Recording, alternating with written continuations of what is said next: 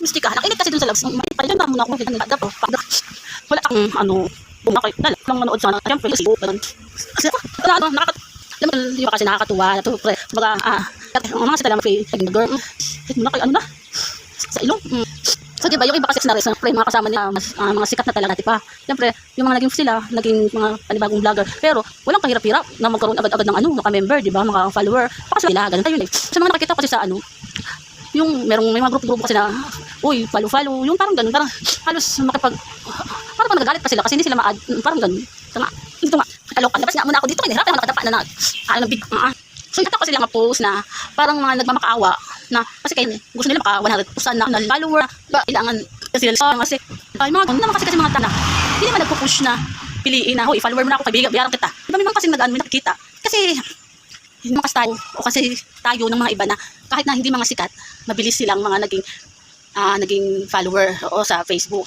Siyempre, isa sila sa mga kaibigan na naging mga kaibigan na salaga or yung naman artista talaga kaya ising-isi sa kanila na kasi sikat sila swerte talaga sila. Kaya hindi lahat ng mga tao na hindi swerte, hindi naman totally swerte, kailangan lang na magtiyaga, magsakripisyo. Kasi ganun talaga yung life, uuday. Hindi naman kasi agad-agad na hindi naman yung mag-Facebook o mag-YouTube o gusto mo magkaroon agad ng mataas na Kung na-experience ko na rin na X ko lang mag-post ako na congratulations, 100,000 followers o ganun. Kaya lang yun, pero hindi naman ako magpo-push na Oo. Kasi mga nakita ko kasi ng mga nagpo-post o nagko-comment, ay nag-video, na para na lang na galit. Pero galit pa sila, na bigyan sila ng kasi finalo up niya, finalo niya, gusto niya, palitan, bayaran mo din siya, parang ganun. Or bigyan mo siyang star na ganitong halaga na ilang piraso. Nakakaloka talaga Excuse me.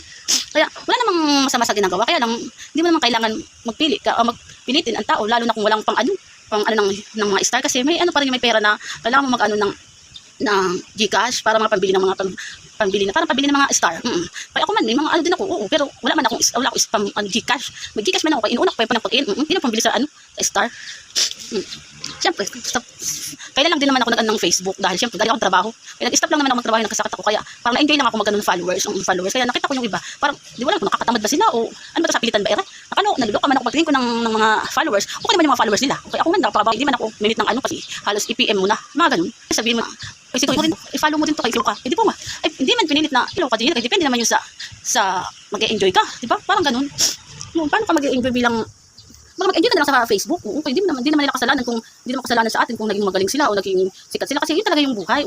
Siyempre, hindi naman lahat. Kung hindi ka artista at isa kang bagong artista, pero at least artista ka sikat sa mga Facebook, sa YouTube kasi nga ganun talaga pagtyagaan mo talaga yung maging sikat ka. Hindi mo talaga maging sikat, matutuwa ka, magtiyaga ka na makaya ma-accept mo lahat ng pangarap mo. Ganun.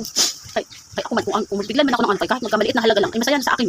Kung maliit na halaga. Kaya yung tipo makabili man ako ng pang apartment, at least makabayad kahit 5,000 lang na pang apartment, ay maganda rin sa akin. Wala talaga yung life dito. Kaya hindi naman tayo pwede mag-push sa isang ginagawa ng iba na sikat pa sila kasi pag chinek mo naman sila, kaya matagal din naman kung bago sila naging sikat, okay.